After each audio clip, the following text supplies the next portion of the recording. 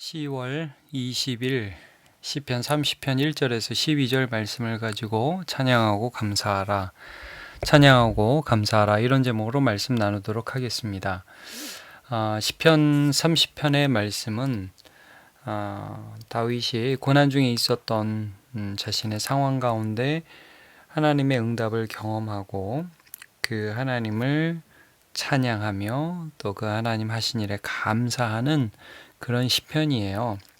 전체적으로 이 시편이 자신의 삶 속에서 일하신 하나님의 그 마음을 이해하고 하나님의 뜻을 발견하고, 특별히 이제 나 기도해서 건져 주셨다 요 정도가 아니라 하나님의 마음은 그런 하나님의 선하심을 나를 통해서 드러내시고 찬양받고 감사하는 데까지 이르기를 원하시는구나 하는 걸 깨닫는 거죠. 자, 먼저 이 시인은 다윗이죠. 하나님께서 하신 일을 1, 2, 3절에서 끌어내셨다, 고치셨다, 살려주셨다 이렇게 고백을 해요. 1절에 이렇게 나오죠. 여호와여, 내가 주를 높일 것은 주께서 나를 끌어내사 내 원수로 하여금 나로 말미암아 기뻐하지 못하게 하심이니이다. 2절에는 고치셨다. 여호와 내 하나님이여, 내가 주께 부르짖음에 나를 고치셨나이다. 3절에서는 살리셨다. 주께서 내 영혼을 스올에서 끌어내어 나를 살리사 무덤에 내려가지 아니하게 하셨나이다. 굉장히 힘든 일이 있었는데 거기서 하나님이 나를 끌어내셨다. 근데 이제 이걸 조금 구체적인 간증으로 사실 1절에서 4절, 5절까지 말씀은 이 시의 전체적인 어떤 주제라고 할 수 있죠. 근데 이제 6절부터 해서 도대체 무슨 일이 있었는지를 조금 더 구체적으로 설명을 해요. 하나님이 끌어주셨는데 사실은 자기가 좀 교만해서 어려움을 겪었고 거기서 하나님 건져주셨다 이런 말씀을 합니다. 6절 보세요. 내가 형통할 때 말하기를 영원히 흔들리지 아니하리라 하였도다. 모든 게 잘 돼요. 그러니까 나는 끄떡 없어. 우리 회사 안 망해. 우리 집안 안 망해. 애들도 너무 건실하고 튼튼해. 내가 형통할 때에 모든 게 잘 돼 보일 때, 이게 하나님이 주시는 은혜인데 하나님이 안 보이고 내가 하는 것처럼 보인다는 거죠. 그래서 나는 안 흔들려 이렇게 자만했었을 때가 있다는 거예요. 여호와여, 주의 은혜로 7절입니다. 나를 산같이 굳게 세우셨더니, 이게 다 은혜로 된 건데 내가 이렇게 됐는데 주님이 그냥 그 은혜를 잠깐 가리시니까, 얼굴을 가리시고 은혜의 빛을 비추지 않으시니까 내가 근심하였나이다. 나는 하나님이 얼굴을 가리시니까 내 순간 아무것도 아님을 깨닫게 되는 그런 지경에 이르게 되었다 이거예요. 그래서 뭐 했냐? 8절. 여호와여, 내가 주께 부르짖고 여호와께 간구하기를. 그래서 내가 이제 하나님의 은혜가 없으니까 아무것도 아니라는 걸 깨닫고 주님께 부르짖었다는 거죠. 간구했다는 거예요. 내가 무덤에 내려갈 때 나의 피가 무슨 유익이 있으리요? 진토가 어떻게 주를 찬송하며 주의 진리를 선포하리까? 굉장히 이번 시편 30편의 주제가 되는 말씀이 되는데, 하나님, 제가 이렇게 죽어서 하나님께 뭐가 유익한 게 있습니까? 이런 말이죠. 아니, 제가 죽어서 그냥 흙으로 돌아가면 어떻게 이 세상 사람들에게 주님을 찬송하고 주님이 이렇게 좋은 분이라는 걸 선포할 수 있겠습니까?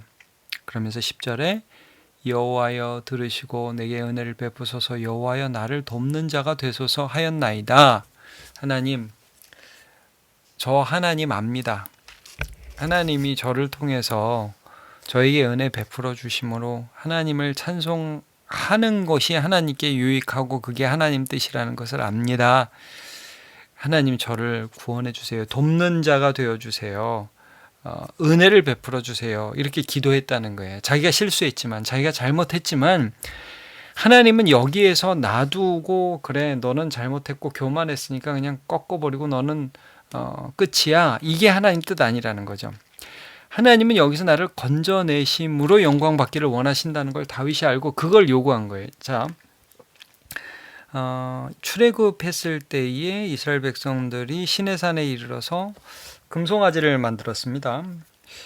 하나님 배역했죠. 하나님이 대단히 이 부분에 대해서 분노를 표출하시고 노하시고, 그래서 뭐라고 그러셨어요? 야 모세, 내가 다 쓸어버릴 거야. 너를 통해서 새로운 민족을 만들어 버릴 거야. 다시 시작할 거야. 그렇게까지 말씀하셨어요. 그때 모세가 진작에 그렇게 생각하셨어야죠. 하나님 이제라도 잘 생각하셨어요. 그러지 않고 뭐라고 그랬냐면 출애굽기 32장입니다. 12절 13절 보면 이렇게 기록되어 있어요. 어제 애굽 사람들이 이르기를, 애굽 사람들은 알거든요. 히브리 사람들이 여호와의 인도로 기적을 경험하고 나갔다는 것을, 홍해도 건넜다는 것을. 근데 그 사람들이 뭐라고 여기서 다 조금 이렇게 얘기하지 않겠습니까? 자기 백성을 산에서 죽이고 지면에서 진멸하려는 악한 의도로 인도하여 내었다고 말하게 하시려 하나이까. 똑같은 말이죠. 조금 전에 다윗이 고백한 것처럼. 하나님, 내가 죽어서 하나님께 도대체 유익이 뭐가 됩니까? 내가 이렇게 진토가 되면 사람들이 아이고 여호와가 죽였네, 이렇게 되면 하나님께 무슨 영광이 되겠습니까? 그렇게 하지 마시옵소서. 약속을 지켜주세요. 출애굽기 32장 13절 주의 종 아브라함과 이삭과 이스라엘을 기억하소서. 주께서 그들을 위하여 주를 가리켜 맹세하여 이르시기를 내가 너희 자손을 하늘의 별처럼 많게 하고 내가 허락한 이 온 땅을 너희의 자손에게 주어 영원한 기업이 되게 하리라 하셨나이다. 그렇게 약속을 지켜서 궁극적으로 하나님 영광을 받으시기를 원합니다. 하나님, 제가 잘 되는 게 그게 하나님께, 우리가 무조건 잘 돼야만 영광 돌리는 건 아니지만 제가 은혜를 받아서 하나님 은혜로 사는 게 그게 하나님 영광 돌리는 거 아닙니까? 그래서 여러분 아까 읽지는 않았지만 5절에 보면 그의 노여움은 잠깐이요 그의 은총은 평생이로다. 저녁에는 울음이 깃들일지라도 아침에는 기쁨이 오리로다. 하나님 이런 분이라는 걸 아는 거예요. 하나님은 진노하고 노여움을 막 쏟아부어서 우리가 망하면 기뻐하시고 세상 사람들 아이고 저 하나님 믿는 사람 저거 다 죽게 생겼네, 이렇게 되는 걸 원하는 분이 아니라는 거예요. 결국 은혜를 베푸셔서 하나님이 영광 받으시기를 원하신다는 거죠. 이거를 이제 시인이 고통 중에서도 믿고 알고 간구했고 하나님은 은혜를 주셨어요. 그래서 결국 은혜 받은 사람으로서 하나님께 이제 진짜 감사하고 찬양할 때가 온 거예요. 이 낙성시기에 지은 시잖아요. 시편 30편이. 하나님 이렇게 좋은 분이야. 누가 시켜서 그러는 게 아니라 정말 그 하나님을 찬양하고 싶은 거예요. 하나님을 경험한 만큼. 이게 하나님의 뜻이라는 거죠. 그래서 오늘 11절 12절 이제 결론 부분인데, 주께서 나의 슬픔을 변하여 내게 춤이 되게 하시며 나의 베옷을 벗기고 기쁨으로 띠우셨나이다. 누가 했다고요? 주께서. 우리 하나님 이렇게 좋은 분이야. 내가 하나님 아니었으면 지금도 그냥 울고지내고 베옷 입고 있고 그냥 인생이 장례식이야, 이렇게 고백할 뻔했는데 춤을 추게 하시고 기쁨의 띠를 띠게 하시고. 이 표현이 굉장히 시편이니까 시적이죠.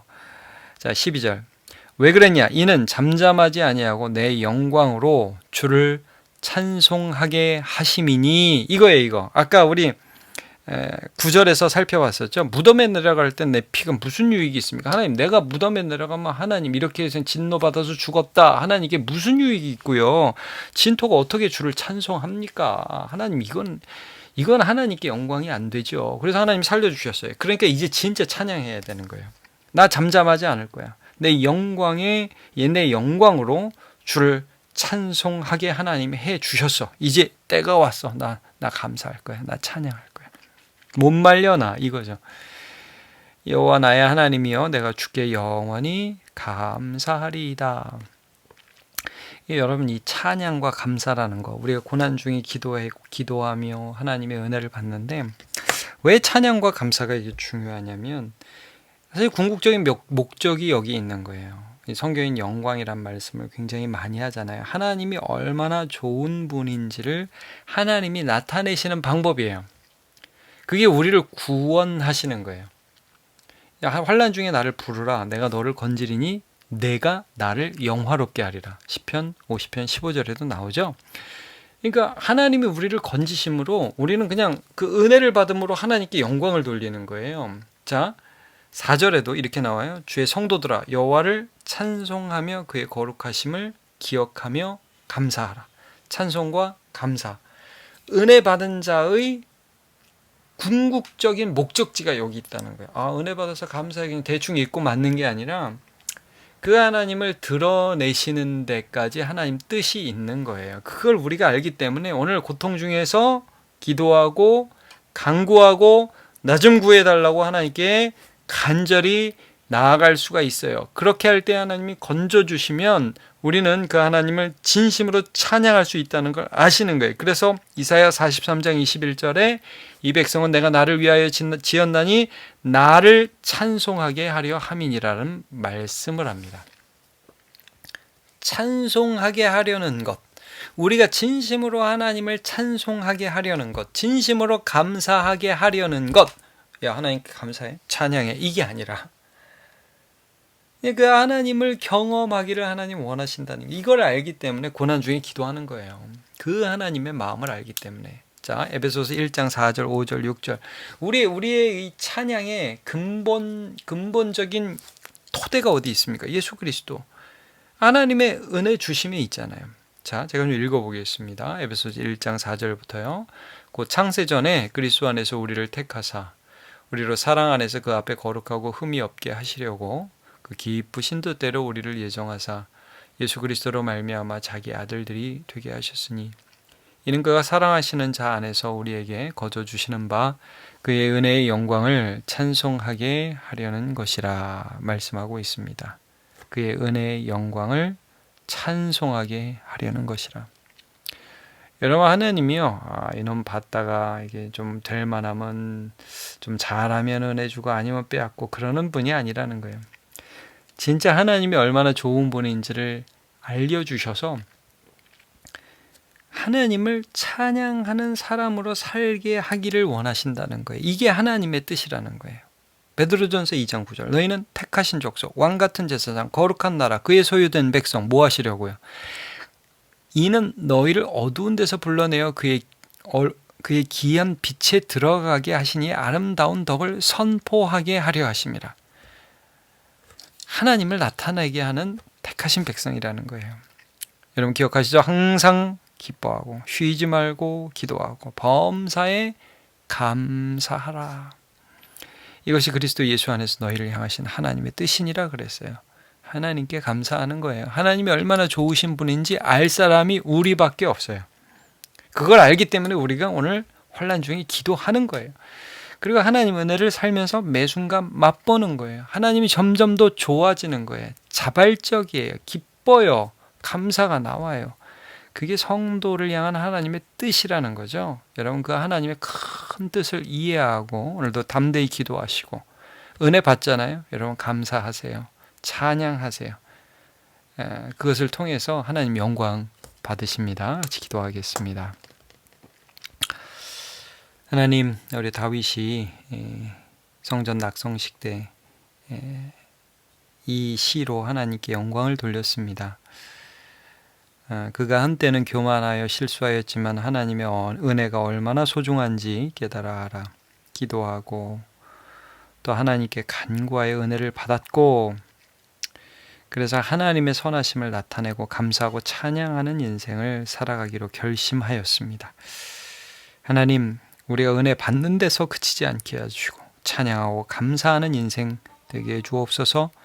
하나님을 높이 부르게 해주시고 표현하게 하시고 자랑하며 선포하는 인생 살아갈 수 있도록 도와주시옵소서. 또 하나님이 우리를 통해 영광 받으시고 찬양받고 감사받기를 원하신다는 그 마음을 알기 때문에 오늘도 고난 가운데 환난 가운데 건져주시기를 살려주시기를 일으켜주시기를 간절히 기도합니다. 하나님 주님께 영광 돌릴 수 있도록 우리를 건져 주시옵소서. 예수님의 이름으로 기도합니다. 아멘.